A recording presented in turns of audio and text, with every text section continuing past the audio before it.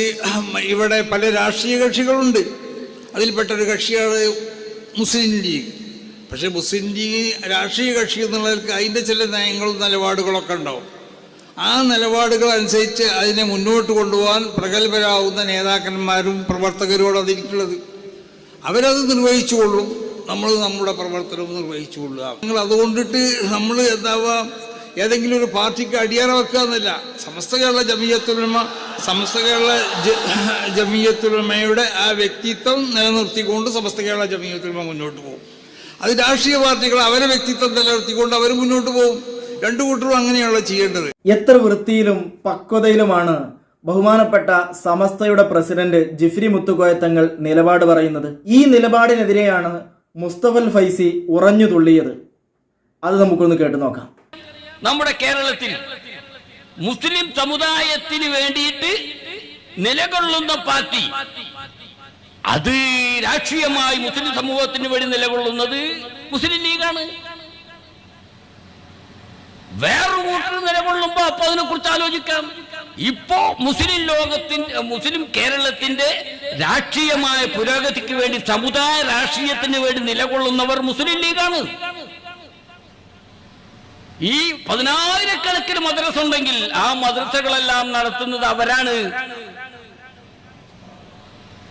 അവരെ മാറ്റി നിർത്തിക്കൊണ്ട്, അവരെ വിമർശിച്ചുകൊണ്ട് ഇവിടെ ഒരു നിലനിൽപ്പും സമസ്തക്കില്ല, ആർക്കുമില്ല.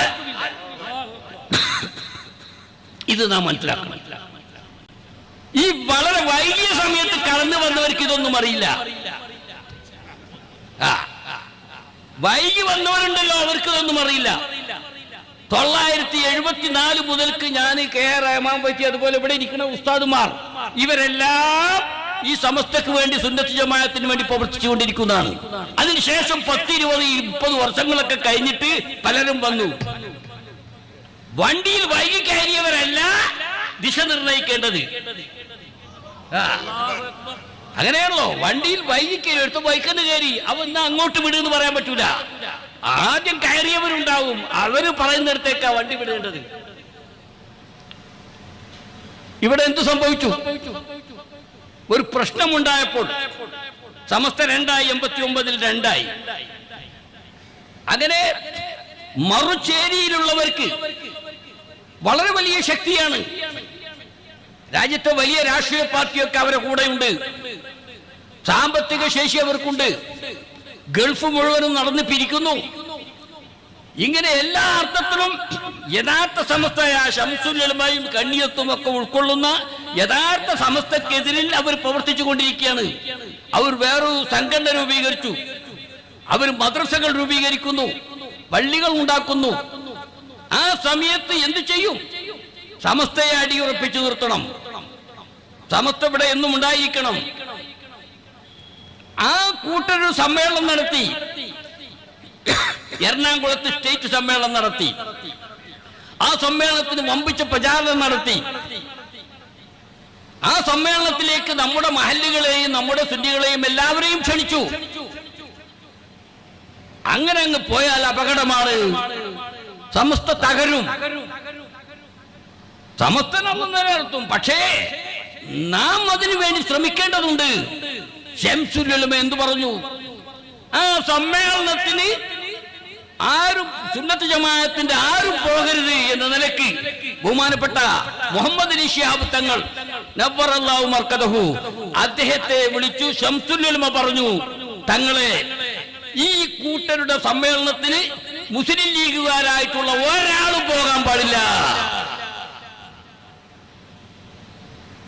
അങ്ങനെ തങ്ങൾ അവർ പ്രമേയം, മുസ്ലിം ലീഗിന്റെ പ്രമേയം അവതരിപ്പിച്ചു. ആ സമയത്ത് ആ ശംസുൽ ഉലമ പറഞ്ഞത്, പിന്നെ എല്ലാ ലീഗ് ഓഫീസും സുന്നി ഓഫീസാണ്, എല്ലാ സുന്നി ഓഫീസും ലീഗ് ഓഫീസാണ്, പിന്നെ എല്ലാ ലീഗ് ഓഫീസും സുന്നി ഓഫീസാണ്, എല്ലാ സുന്നി ഓഫീസും ലീഗ് ഓഫീസാണ്. ഇതിന് പിന്നെ ചില ആളുകളൊക്കെ പറഞ്ഞു, അതിന്റെ അർത്ഥം നമുക്കറിയുന്നു, നിങ്ങൾക്ക് മാത്രമല്ല നമുക്കൊക്കെ നേരത്തെ തന്നെ അറിയാം. അങ്ങനെയാണ് സംഭവം. അപ്പോ ഒരു പ്രത്യേക സമയത്ത് ഉമറാക്കളുടെ സഹായമാണ് ശംസുൽ ഉലമ തേടിയത്. അല്ലാഹുമ്മ അയ്യിദിൽ ഇസ്ലാമ ബിഅഹദിൽ ഉമറൈൻ എന്ന് പറഞ്ഞ അവിടെ ആരംഭിച്ച മാർഗമാണ് മഹാനായ ശംസുൽ ഉലമ സ്വീകരിച്ചത്. അത് വിജയത്തിലെത്തുകയും ചെയ്തു. ഇന്നിപ്പോ 10,000-കണക്കിന് മദ്രസകളുണ്ട്. നമ്മുടെ വരുമാനം എന്താ? ഈ 10,000-കണക്കിന് മദ്രസകളിൽ നമ്മുടെ പാഠപുസ്തകം വിറ്റിട്ട് അതാണ് വരുമാനം. അതുകൊണ്ടാണ് ഒരു മുഷാവറ മെമ്പർ മുഷാവറ യോഗത്തിന് വരെ വരുന്നത്. അല്ലെങ്കിൽ വരില്ല എന്നല്ല, കാരണം പാവപ്പെട്ടവരാണ്. അവരിൽ നല്ലൊരു വിഭാഗം പാവപ്പെട്ടവരാ. കേരളത്തിന്റെ വിവിധ ഭാഗങ്ങളിൽ നിന്ന് അവർക്ക് ബസ് കയറി വരാനും നടക്കാനൊന്നും പറ്റൂല, കാറിൽ വരണം. അപ്പൊ അതിന് അവർക്ക് ചെലവുണ്ട്. ഇതടക്കമുള്ള ചെലവുകളെല്ലാം ഈ മദ്രസ പാഠപുസ്തകത്തിൽ നിന്നാണ്. ആ പാഠപുസ്തകം ആരാണ് വാങ്ങുന്നത്? ഈ ഉമറാക്കളുടെ കുട്ടികളാണ്, ഈ നാട്ടുകാരുടെ കുട്ടികളാണ്. അവരത് വാങ്ങിയില്ല. പാഠപുസ്തകം വേറെയാണ് അടിക്കുന്നതെങ്കിൽ കുടുങ്ങിയത് തന്നെ, ഒരു രക്ഷയും ഉണ്ടായില്ല. ഇതെല്ലാം വസ്തുനിഷ്ഠമായി മനസ്സിലാക്കണം. കുറെ ചെക്കന്മാരിങ്ങനെ കിടന്ന് തുള്ളിയത് കൊണ്ടൊന്നും വരാൻ സാധ്യമല്ല. ഇവിടെ ഒരു പുരോഗതിയും ഉണ്ടായില്ല.